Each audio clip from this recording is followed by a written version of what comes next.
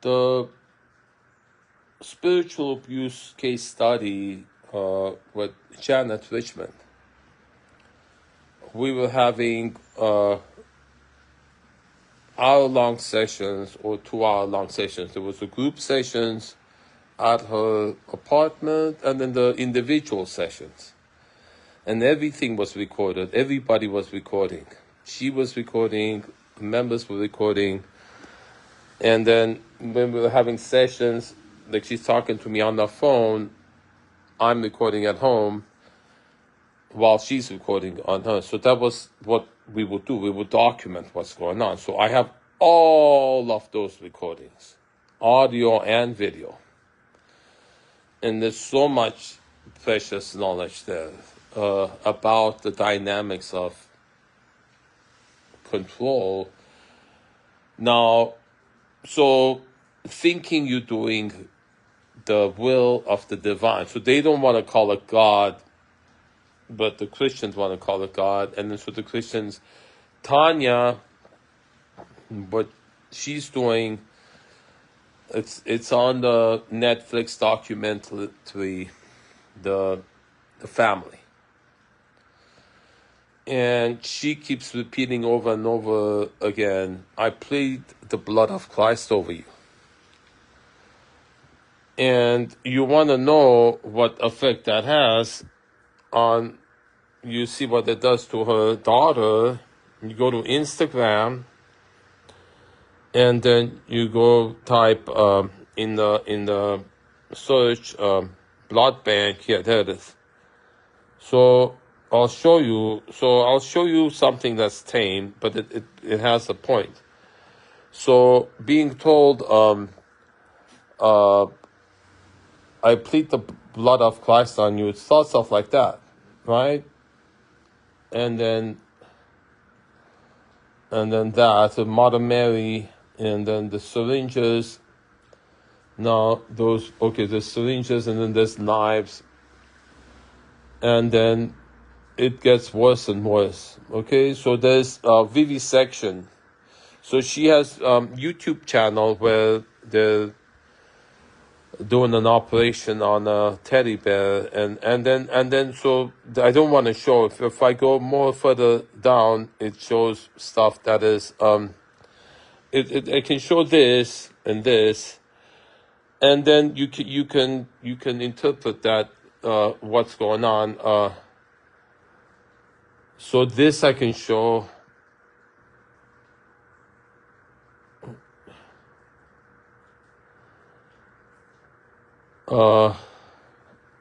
This, the only thing I got of killing a person is recall of my rifle. So that was the power of love overcomes love of power. Only then will there be a change for peace. So that's Cardinal Brown. Okay, so these are who these individuals are. It's a process. It doesn't happen overnight. When you depersonalize another person and view them as just an object, a serial killer told inside this, an object for pleasure and not a living, breath, breathing human being, it seems to make it easier to do things you shouldn't do.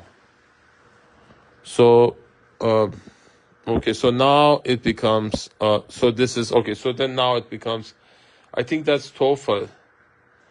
That's Tanya's son. So this is the stuff, like, I watch Anthony Hopkins,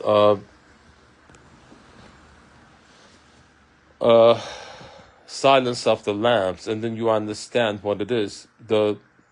This is that kind of stuff. The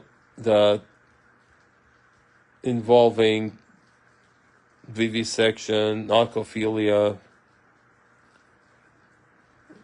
serial killers. And there are individuals in Tanya's family. She herself said, okay, I'll just say it. So Mark, her ex-husband, that they were watching America's Most Wanted, and he was on it. And she told me to do background check on him. So you want to understand what the methods, the Bible verses, the manipulation methods. I have all these recordings of Tanya talking to her brother, Richard Holloway, and what's revealed in them about the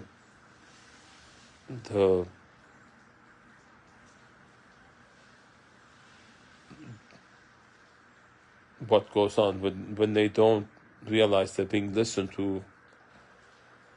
So, and then all of my conversations with the regular teacher, the First Lutheran that I was attending, the individuals there, I'm getting a real grasp of how people thinking they're doing God's will, denigrating the self, and then the distinction between ego and self-esteem. So ego isn't good, self-esteem is, but they denigrate, they deprecate the self-esteem, the self-deprecating. The girl says in a Bible study was saying that she's the problem. And that's what they tell you when they're gaslighting it. Everyone's okay. If everyone's having a problem with you, then you're the problem. And they keep saying that to you.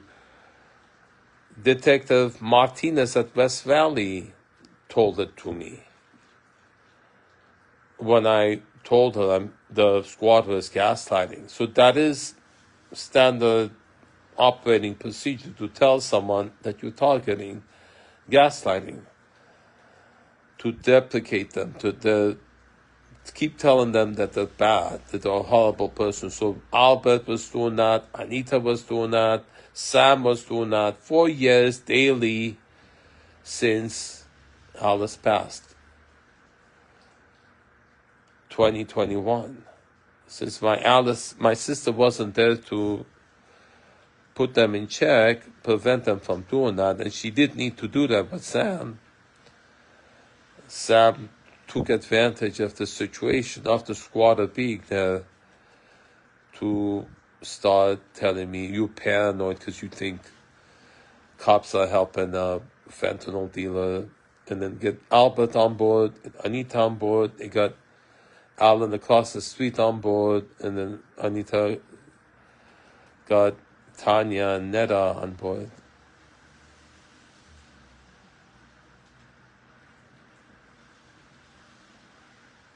Years of hard work, collaborative effort put in fabricating evidence against me, and I'm inviting them to Van Nuys Court. On Monday, I'll file a restraining order against Anita. You file it in the morning when it first opens with the judge, and you wait hours, and then you see the judge. So Anita has to be there. Have Anita come there. She's, I'm told, in town. And I'm inviting Netta, Tanya, and Alan to come and show all of the evidence. They've collaboratively worked together to say mom's phone is being taken away. And that's why Tanya was playing her phone to have me put it away, to collaborate with the effort of Alan and Julie, his wife. Both of them saying, did you take your mom's phone, yes or no? So I want them to bring all of that evidence, them having all that evidence again, trying to prove, say, Zeke's violent. I want them to bring, Alan, you bring what you have. Tanya, you bring your testimony. Netta, you bring yours. Anita, you bring yours. So Anita, you have to bring yours because you have a court order to appear as soon as I get it. So I am telling you, it's going to be there. You show up. You'll be able to present all the evidence you've been so willingly sending to APS and to police, but I haven't gotten to see a whole bunch of it. So then now I'll get a chance to see it, have the judge see it, and then I'll reveal what is really going on. And the judge will decide.